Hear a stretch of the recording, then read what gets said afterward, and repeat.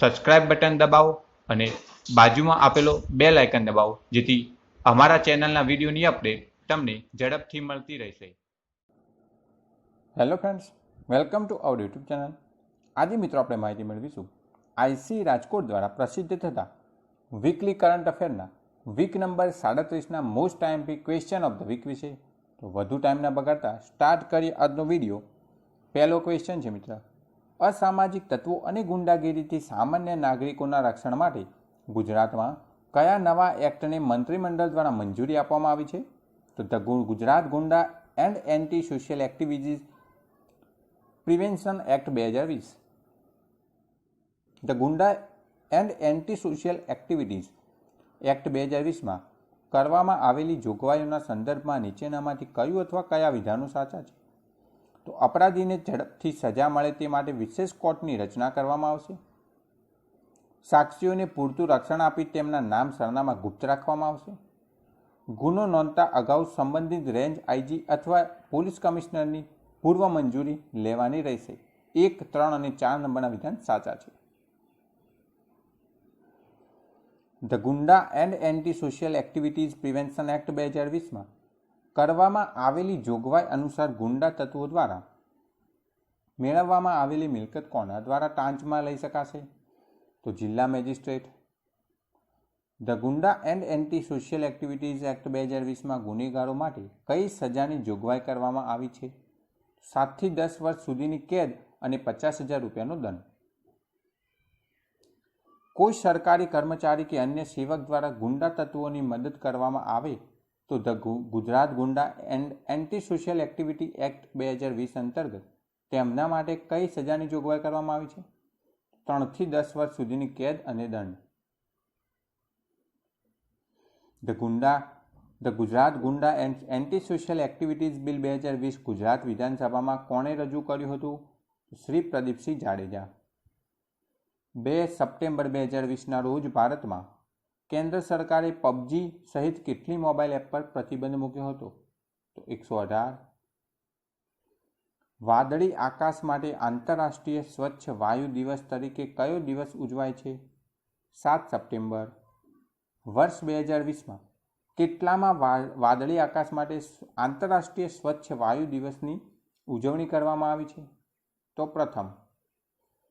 વર્ષ 2020માં ઉજવાયેલા પ્રથમ વાદળી આકાશ માટે આંતરરાષ્ટ્રીય સ્વચ્છ વાયુ દિવસની થીમ શું છે?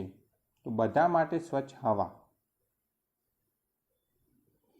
તાજેતરમાં પ્રસિદ્ધ થયેલા ગ્લોબલ ઇનોવેશન ઇન્ડેક્સ 2020માં કુલ 131 દેશોમાં ભારત કયા ક્રમે છે? તો 48માં. વર્ષ 2019માં પ્રસિદ્ધ થયેલા ગ્લોબલ ઇનોવેશન ઇન્ડેક્સ 2020માં ભારત કયા ક્રમે હતું? તો 52માં. ગ્લોબલ ઇનોવેશન ઇન્ડેક્સ 2020માં પ્રથમ ક્રમે કયો દેશ છે? તો સ્વિટ્ઝરલેન્ડ. ગ્લોબલ ઇનોવેશન ઇન્ડેક્સ 2020માં અંતિમ 131માં ક્રમે કયો દેશ છે? Yemen. Jammu and Kashmir official languages bill 2020 અંતર્ગત કુલ કેટલી ભાષાઓને જમ્મુ કાશ્મીરની સત્તાવાર ભાષા તરીકે માન્યતા આપવામાં આવી છે? તો 5. Jammu and Kashmir official languages bill 2020 અંતર્ગત કઈ 5 ભાષાઓને જમ્મુ કાશ્મીરની સત્તાવાર ભાષા તરીકે માન્યતા આપવામાં આવી છે? તો અંગ્રેજી, હિન્દી, ઉર્દુ, કાશ્મીરી ને Dogri. Jammu and Kashmir official languages bill 2020માં કુલ 5 ભાષાઓને જમ્મુ કાશ્મીરની સત્તાવાર ભાષા તરીકે માન્યતા આપવામાં આવી છે. આ અગાઉ જમ્મુ કાશ્મીરની સરકારી ભાષા તરીકે કઈ ભાષાને માન્યતા આપવામાં આવી હતી? ઉર્દુ અને અંગ્રેજી. જમ્મુ કાશ્મીરમાં સૌથી વધુ કઈ ભાષા બોલાય છે? તો કાશ્મીરી. વિશ્વ સાક્ષરતા દિવસ તરીકે કયો દિવસ ઉજવાય છે? 8 સપ્ટેમ્બર. વિશ્વ ભૌતિક ચિકિત્સા દિવસ અથવા તો વર્લ્ડ ફિઝિકલ થેરાપી ડે તરીકે કયો દિવસ ઉજવાય છે? 8 સપ્ટેમ્બર. ગુજરાત રાજ્ય માનવ અધિકાર આયોગના નવા અધ્યક્ષ તરીકે કોની નિમણૂક કરવામાં આવી છે? જસ્ટિસ રવિકુમાર ત્રિપાઠી. ગુજરાત રાજ્ય માનવ અધિકાર આયોગના નવા અધ્યક્ષ તરીકે જસ્ટિસ રવિકુમાર ત્રિપાઠીની કોના સ્થાને નિમણૂક કરવામાં આવી છે? જસ્ટિસ અભિલાષા કુમારી. ગુજરાત રાજ્ય માનવ અધિકાર આયોગના નવા અધ્યક્ષ તરીકે શ્રી રવિકુમાર ત્રિપાઠીની કેટલા વર્ષ માટે નિમણૂક કરવામાં આવી છે? તો 3. Business reform action plan ranking 2019 અથવા તો ease of doing business ranking 2019માં ભારતનું કયું રાજ્ય પ્રથમ ક્રમે છે? તો આંધ્રપ્રદેશ.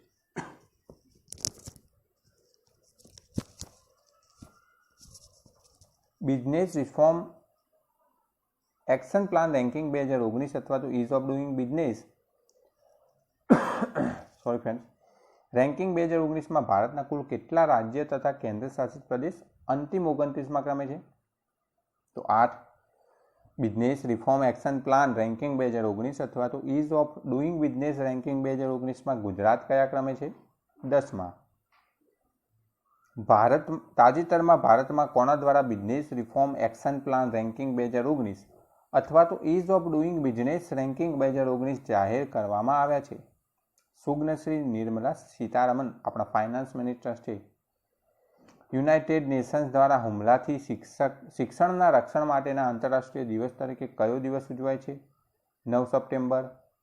સપ્ટેમ્બર 2020 દરમિયાન ભારતના કયા રાજ્યમાંથી લૂઝ મીઠાના હેરફેર માટેની ભારતની પ્રથમ ટ્રેન રવાના થઈ હતી? તો ગુજરાત. સપ્ટેમ્બર 2020 દરમિયાન ભારતમાં ગુજરાતના કયા સ્ટેશનેથી લૂઝ મીઠાના હેરફેર માટેની ભારતની પ્રથમ ટ્રેન રવાના થઈ હતી? તો વવાણિયા મોરબી. સપ્ટેમ્બર 2020 દરમિયાન ભારતમાં ગુજરાતના મોરબીના વવાણિયા ખાતેથી કયા શહેરમાં લૂઝ મીઠાની હેરફેર કરવામાં આવી હતી? તો વારાણસી. ગુજરાતમાં સૌપ્રથમ વખત કયા શહેરોમાં કોરોનાના મૃતદેહની રિસર્ચ ઓપ્ટોસી કરવામાં આવી છે? તો રાજકોટ. ગુજરાતના રાજકોટમાં કયા શહેર બાદ ભારતમાં બીજી વખત કોરોના મૃતદેહની રિસર્ચ ઓટોપ્સી કરવામાં આવી છે? તો ભોપાલ. ભારતમાં સૌપ્રથમ વખત કયા શહેરમાં કોરોના મૃતદેહની રિસર્ચ ઓટોપ્સી કરવામાં આવી હતી? તો પ્રથમ ભોપાલમાં તથા ત્યારબાદ બીજી ગુજરાતના રાજકોટમાં. કયા દેશમાં વિશ્વની સૌથી મોટી કેમલ હોસ્પિટલનો પ્રારંભ થયો છે? Saudi Arabia. સાઉદી અરેબિયાના અલ કાસિમ પ્રાંતના કયા પાટનગરમાં ઊંટોની સારવાર માટેની વિશ્વની સૌથી મોટી હોસ્પિટલનો પ્રારંભ થયો છે? બુરૈદા.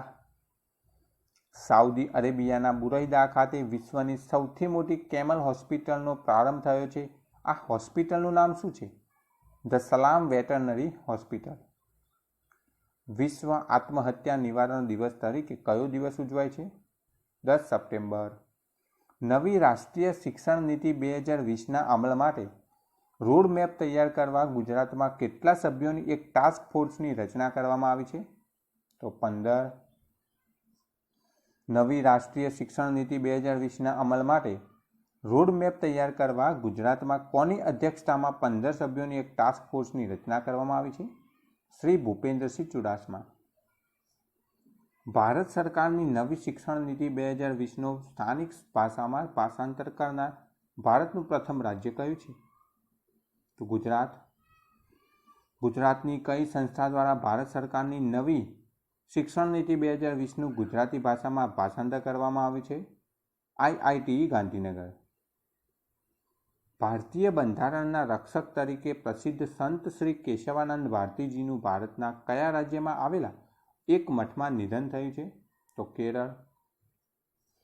ભારતીય બંધારણના રક્ષક તરીકે પ્રસિદ્ધ સંત શ્રી કેશવાનંદ ભારતીજીનું તાજેતરમાં નિધન થયું છે. તેઓ કેરળના કયા પ્રસિદ્ધ મઠના વડા હતા? ઇડનીર મઠ. ભારતીય બંધારણના રક્ષક તરીકે પ્રસિદ્ધ સંત શ્રી કેશવાનંદ ભારતીજીનું તાજેતરમાં નિધન થયું છે. તેઓ કેરળના કયા જિલ્લામાં આવેલા ઇડનીર મઠના વડા હતા? તો કાસરગોડ. ભારતની સુપ્રીમ કોર્ટ દ્વારા કયા કેસમાં ભારતીય બંધારણના મૂળભૂત માળખાનો સિદ્ધાંત આપવામાં આવ્યો હતો? તો કેશવાનંદ ભારતી વિરુદ્ધ કેરળ સ્ટેટ. ભારતના ઐતિહાસિક કેશવાનંદ ભારતી વિરુદ્ધ કેરળ સ્ટેટ ના કેસમાં સંદર્ભમાં નીચેનામાંથી કયું અથવા કયા વિધાન સાચા છે? તો આપેલા બંને વિધાન સાચા છે. આ કેસની સુનાવણી માટે સુપ્રીમ કોર્ટની અત્યાર સુધીની સૌથી મોટી 13 ન્યાયાધીશોની બેન્ચની રચના કરવામાં આવી હતી તથા આ કેસોની સુનાવણી માટે સુપ્રીમ કોર્ટના ચીફ જસ્ટિસ S.M. સિકરી અથવા તો સર્વમિત્ર સિકરીની અધ્યક્ષતામાં ન્યાયાધીશોની બેન્ચની રચના કરવામાં આવી હતી. સપ્ટેમ્બર 2020 દરમિયાન ગુજરાતના મુખ્યમંત્રી શ્રી વિજયભાઈ રૂપાણીએ ગુજરાતના ગાંધીનગર ખાતેથી ગુજરાતના કેટલા જિલ્લાઓમાં COVID-19 વિજય રથનો ઈ-ફ્લેગથી લીલી ઝંડી આપીને શુભારંભ કરાવ્યો હતો? તો 5. સપ્ટેમ્બર 2020 દરમિયાન ગુજરાતના મુખ્યમંત્રી શ્રી વિજયભાઈ રૂપાણીએ ગુજરાતના ગાંધીનગર ખાતેથી ગુજરાતના કયા 5 જિલ્લાઓમાં COVID-19 વિજય રથનો ઈ-ફ્લેગથી લીલી ઝંડી આપીને શુભારંભ કરાવ્યો હતો? અમદાવાદ, સુરત, બનાસકાંઠા, જૂનાગઢ તથા કચ્છ. ગુજરાતમાં કયા ધ્યેય મંત્ર સાથે COVID-19 વિજય રથનો પ્રારંભ કરાવવામાં આવ્યો હતો? તો સાવચેતીને સંગ જીતીશું જંગ, સરકારને સંગ જીતીશું જંગ. આ બંને સાચા છે. ગુજરાતમાં કોના પ્રયાસોથી COVID-19 વિજય રથનો પ્રારંભ કરવામાં આવ્યો હતો? તો ગુજરાત યુનિવર્સિટી, PIB તથા યુનિસેફ ઉપરોક્ત ત્રણેય. ગુજરાતના કયા ઉદ્યોગોને ગેસ બિલમાં 16% રાહત આપવાનો ગુજરાત સરકારે નિર્ણય કર્યો છે? તો સિરામિક ઉદ્યોગને. ગુજરાતના સિરામિક ઉદ્યોગોને ગેસ બિલમાં કેટલા ટકાની રાહત આપવાનો ગુજરાત સરકારનો નિર્ણય કર્યો છે? તો 16%. વર્ષ 2020ના કયા વીકમાં ભારતનું વિદેશી હુંડિયામણ રેકોર્ડ 534.568 અથવા તો $534.56 બિલિયન સપાટીએ પહોંચી ગયું હતું? તો 31 જુલાઈ 2020ના રોજ સમાપ્ત થયેલા સપ્તાહમાં. 31 જુલાઈ 2020ના રોજ સમાપ્ત થયેલા સપ્તાહમાં ભારતનું વિદેશી હુંડિયામણ રેકોર્ડ કેટલા બિલિયન ડોલરની સપાટીએ પહોંચી ગયું હતું? તો $534.56. ભારતમાં સ્વદેશી હાઇપરસોનિક મિસાઇલના નિર્માણ માટે કઈ ટેકનોલોજીનું તાજેતરમાં સફળ પરીક્ષણ કરવામાં આવ્યું છે? HSTDVનું પૂરું નામ શું છે? Hypersonic technology demonstrator vehicle. Hypersonic speed મેળવનાર ભારત વિશ્વનો કેટલામો દેશ બની ગયો છે? તો ચોથો. હાઇપરસોનિક સ્પીડ મેળવવા માટે ભારતે કયા વ્હીકલનું સફળ પરીક્ષણ કર્યું છે? Hypersonic technology demonstrator vehicle. September 2020 દરમિયાન ભારતે હાઇપરસોનિક ટેકનોલોજી ડેમોન્સ્ટ્રેટર વ્હીકલનું ક્યાંથી સફળ પરીક્ષણ કર્યું છે? અબ્દુલ કલામ આઇલેન્ડ, ચાંદીપુર, ઓડિશા. ભારતમાં હાઇપરસોનિક ટેકનોલોજી ડેમોન્સ્ટ્રેટર વ્હીકલે પરીક્ષણ દરમિયાન કેટલા મેકની સ્પીડ મેળવી હતી? તો 6. ભારતમાં હાઇપરસોનિક ટેકનોલોજી ડેમોન્સ્ટ્રેટર વ્હીકલના પરીક્ષણ માટે કઈ મિસાઇલના બૂસ્ટરનો ઉપયોગ કરવામાં આવ્યો હતો? તો અગ્નિ. હાઇપરસોનિક સ્પીડ એટલે શું? તો હવામાં અવાજની ગતિથી 5 થી 10 ગણી વધુ ઝડપ. નીચેનામાંથી સૌથી વધુ ઝડપ શેમાં જોવા મળે છે? તો હાઇપરસોનિક. પહેલું આવે સબસોનિક, પછી સુપરસોનિક અને પછી હાઇપરસોનિક. ભારતમાં નેશનલ સ્કૂલ ઓફ ડ્રામાના નવા ચેરમેન તરીકે કોની નિમણૂક કરવામાં આવી છે? તો શ્રી પરેશ રાવલ. ભારતમાં નેશનલ સ્કૂલ ઓફ ડ્રામાના નવા ચેરમેન પદ તરીકે શ્રી પરેશ રાવલની નિમણૂક કોના સ્થાને કરવામાં આવી? તો શ્રી રતન થિયામ. 10 સપ્ટેમ્બર 2020ના રોજ ભારતમાં કયા રાજ્ય અથવા તો કેન્દ્ર શાસિત પ્રદેશમાં યોજાયેલા સમારોહમાં રાફેલ વિમાનનો ભારતીય વાયુસેનામાં વિધિવત સમાવેશ કરવામાં આવે છે? હરિયાણા. 10 સપ્ટેમ્બર 2020ના રોજ ભારતમાં કયા યોજાયેલા સમારોહમાં રાફેલ વિમાનનો ભારતીય વાયુસેનામાં વિધિવત સમાવેશ કરવામાં આવે છે? Ambala air force station, Haryana. 10 September 2020ના રોજ ભારતમાં કોની ઉપસ્થિતિમાં યોજાયેલા સમારોહમાં રાફેલ વિમાનનો ભારતીય વાયુસેનામાં વિધિવત સમાવેશ કરવામાં આવ્યો છે? આપણા ગૃહમંત્રી શ્રી રાજનાથસિંહ. 29 જુલાઈ 2020ના રોજ ભારતના કયા સ્ટેશને પ્રથમ 5 રાફેલ વિમાનોનું આગમન થયું છે? Ambala air force station, Haryana. 29 જુલાઈ 2020ના રોજ ભારતમાં હરિયાણા ખાતેના અંબાલા એરફોર્સ સ્ટેશને પ્રથમ 5 રાફેલ વિમાનોનું આગમન થયું છે. આ વિમાનોએ ફ્રાન્સમાં કઈ જગ્યાએ આવેલા દસોલ્ટ એવિએશનના પ્લાન્ટમાંથી ઉડાન ભરી હતી? મેરિગ્નાક. ફ્રાન્સથી 8500 કિલોમીટરનું અંતર કાપીને પ્રથમ 5 રાફેલ વિમાનનું ભારતમાં આગમન થયું છે. આ 5 રાફેલ વિમાનોએ ફ્રાન્સથી ઉડાન ભર્યા બાદ કઈ જગ્યાએ રોકાણ કર્યું હતું? અલ ધાફરા એરબેઝ, સંયુક્ત આરબ અમીરાત, UAE, United Arab of Emirates. તાજેતરમાં ભારતને સોંપાયેલા રાફેલ વિમાનને ઉડાવનાર પ્રથમ ભારતીય પાયલોટ કોણ છે? શ્રી હિલાલ અહમદ. ભારતમાં આવી પહોંચેલા પ્રથમ 5 રાફેલ વિમાનોને ભારતીય વાયુસેનાની કઈ સ્ક્વોડ્રનમાં સામેલ કરવામાં આવ્યા છે? 17મી સ્ક્વોડ્રન. તાજેતરમાં ચર્ચામાં રહેલી ભારતીય વાયુસેનાની 17મી સ્ક્વોડ્રનના સંદર્ભમાં નીચેનામાંથી કયું અથવા કયા વિધાન સાચા છે? તો તેને ગોલ્ડન એરોઝ તરીકે પણ ઓળખવામાં આવે છે. તે હરિયાણાના અંબાલા ખાતે આવેલી છે.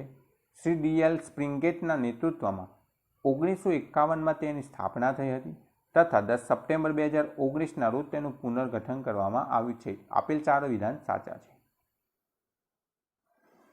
ફ્રાન્સની કઈ કંપની દ્વારા તાજેતરમાં ભારતને પ્રથમ 5 રાફેલ વિમાન સુપરત કરવામાં આવ્યા છે? તો દસોલ્ટ એવિએશન. તાજેતરમાં ભારતને સુપરત કરવામાં આવેલા પ્રથમ રાફેલ વિમાનને શું નામ આપવામાં આવ્યું? તો RB001. ભારતના પ્રથમ રાફેલ વિમાનને કોના નામ પરથી RB001 નામ આપવામાં આવ્યું છે? તો શ્રી રાકેશ કુમારસિંહ ભદૌરિયા. રાફેલ વિમાનના સંદર્ભમાં નીચેનામાંથી કયું અથવા કયા વિધાન સાચા છે? તો રાફેલનો અર્થ આંધી થાય છે. રાફેલ 2 એન્જિન ધરાવતું વિમાન છે. તે મલ્ટી રોલ ફાઇટર વિમાન છે. તે હવામાંથી હવામાં અને હવામાંથી જમીન પર પ્રહાર કરવાની ક્ષમતા ધરાવતી મિટિયર અને સ્કાલ્પ મિસાઇલથી સજ્જ છે. 4.5 જનરેશનનું વિમાન છે. આપેલા 5 વિધાન સાચા છે. રાકેશ કુમાર ભદૌરિયા એરફોર્સના ચીફ છે. ભારતે ફ્રાન્સ પાસેથી કુલ કેટલા રાફેલ વિમાનો ખરીદવા માટે ડીલ કરી છે? તો 36. ફ્રાન્સ પાસેથી 36 રાફેલ વિમાન ખરીદવા માટે ભારત અને ફ્રાન્સ વચ્ચે ડીલ ક્યારે થઈ હતી? 23 સપ્ટેમ્બર 2016. ભારતે ફ્રાન્સ પાસેથી કેટલા બિલિયન યુરોમાં 36 રાફેલ વિમાન ખરીદવા માટે કરાર કર્યા છે? તો 7.8 બિલિયન યુરોમાં. જો મિત્રો તમને અમારો વિડીયો ગમ્યો હોય તો એક લાઇક જરૂરથી આપજો. સાથે સાથે આ વિડીયોને તમે તમારા મિત્રો સાથે ફેસબુક, વોટ્સઅપ, હાઈક, ઇન્સ્ટાગ્રામ, ટેલિગ્રામમાં શેર કરવાનું ભૂલશો નહીં. તમે અમારી ચેનલમાં નવા હોય અને હજુ સુધી અમારી ચેનલને સબસ્ક્રાઇબ ન કરી હોય તો નીચે આપેલું સબસ્ક્રાઇબ બટન દબાવો અને બાજુમાં આપેલો બેલ આઇકન દબાવો, જેથી અમારા વિડીયોની અપડેટ તમને ઝડપથી મળતી રહેશે. અવારનવાર અમે કરંટ અફેરના, જીકેના, ગવર્મેન્ટ જોબ નોટિફિકેશન સૌથી પહેલાં મેળવવા માટે અમારી ચેનલને જરૂરથી સબસ્ક્રાઇબ કરો. Thanks for watching this video. Thanks and good bye.